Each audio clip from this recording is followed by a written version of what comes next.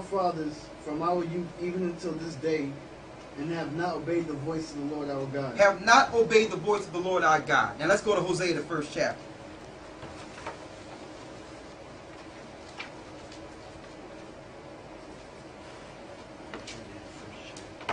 Hosea 1.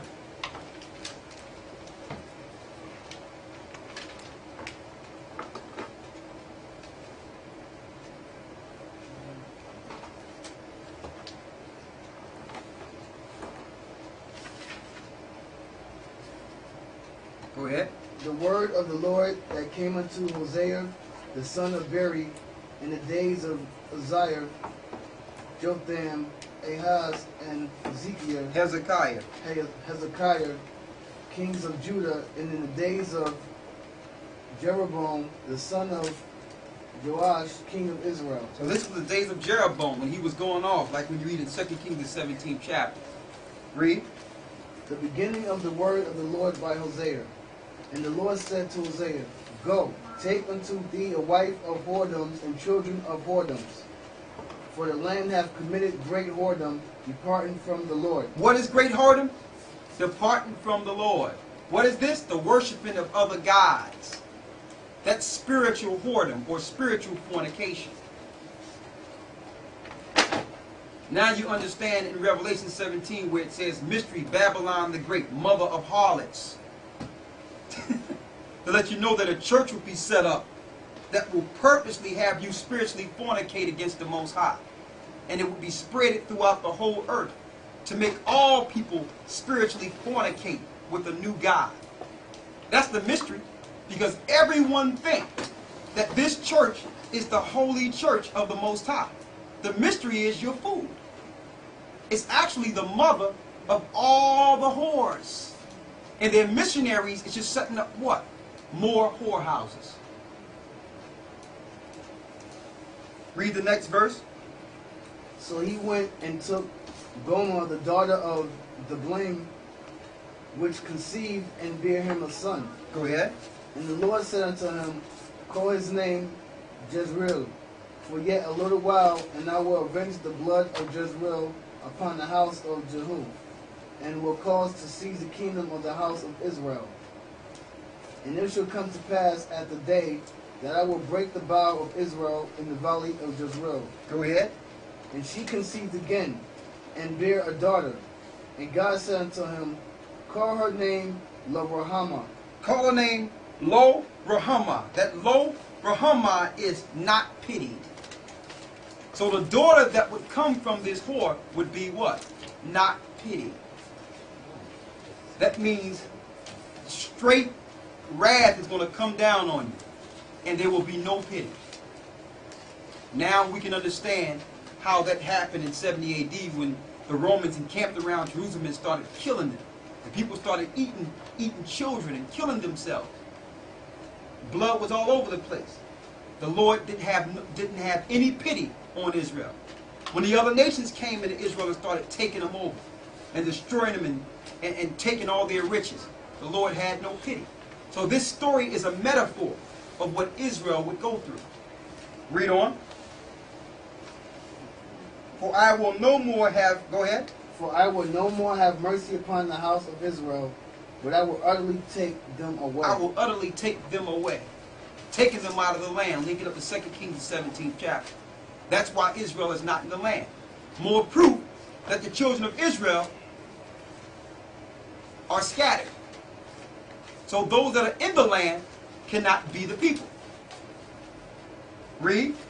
But I will have mercy upon the house of Judah, and will save them by the Lord their God, and will not save them by bow, nor by sword, nor by battle, by horses, nor by horsemen. Now when she had weaned Lo-Ruhamah, now it says, but I will have mercy upon the house of Judah, to let you know that Judah stayed during that time. And I will save them by the Lord their God, and will not save them by bow, nor by sword, nor by battle, by horses, nor by horsemen. To let you know the Most High would save them himself. His spirit would protect Judah. Why? Because when the kingdom was split, Christ would have to come through Judah. So Judah had to stay. So when the kingdom was split, Israel came over here. which are the Indian tribes, and were scattered throughout different places over there outside of Israel, in different lands. In Assyria, parts of Egypt, they were scattered. But Judah stayed put, because the Savior would come out of Judah. He couldn't scatter Judah, because Christ had to come through Judah. Read. Now when she had weaned Lo-Ruhamah, she conceived and bare a son. Then said God, call his name Lo-Ammi. Call his name Lo-Ammi. That Lo-Ammi is not my people. Now check that out. That Lo-Ammi in the Hebrew, which is, when you look at it in the Hebrew, La'aim Yah, La'a means no. La'aim Yah, not my people. So this new child is saying, listen, these people, even though they're physically my people, spiritually, these are not my people no more. Because if they were God's people, they would be following God's laws, statutes, and commandments. Right? Read. For ye are not my people, and I will not be your God. And I will not be your God. So what is the Lord doing here? Divorcing Israel. Well, divorcing Israel. I'm going to show you though. Let's keep it up, because everything that you're thinking, it's all going to come together. That's why we have a class. Read the next verse. Yet the number of the children of Israel should be as the sand of the sea, which cannot be measured nor numbered. So now they're going to start multiplying and having children, right? Read. And it shall come to pass that in the place where it was said until them, you are not my people. What place where it was said you are not God's people? Captivity. The Lord don't know nobody named Negroes, black, Puerto Ricans, Mexicans, Panamanians, Guatemalans, Brazilians. He don't know nobody named Hawaiians and Samoans and Panamanians and Indians. So in the same place it was said, you are not my people. Read. You are not my people. There it should be said to them, you are the sons of the living God. In that same place it shall be said to you, you know what? You are really the children of Israel. You're not Haitians. You're not Cubans. You understand? You're not Venezuelans. You are actually the chosen people of Israel. The people that was split and came over here through the diaspora. You're not Jamaicans.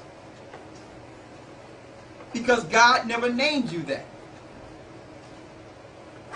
In captivity, you were called a no people. In captivity, you lost your identity.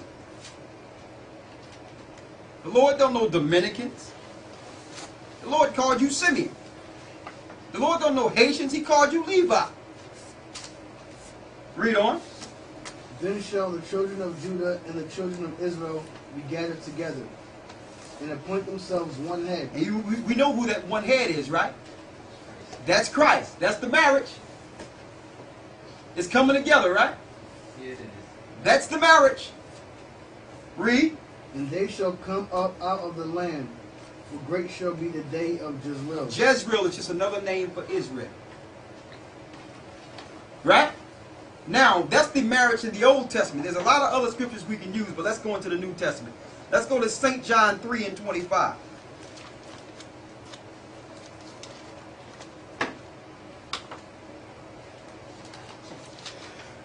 St. John 3 and 25.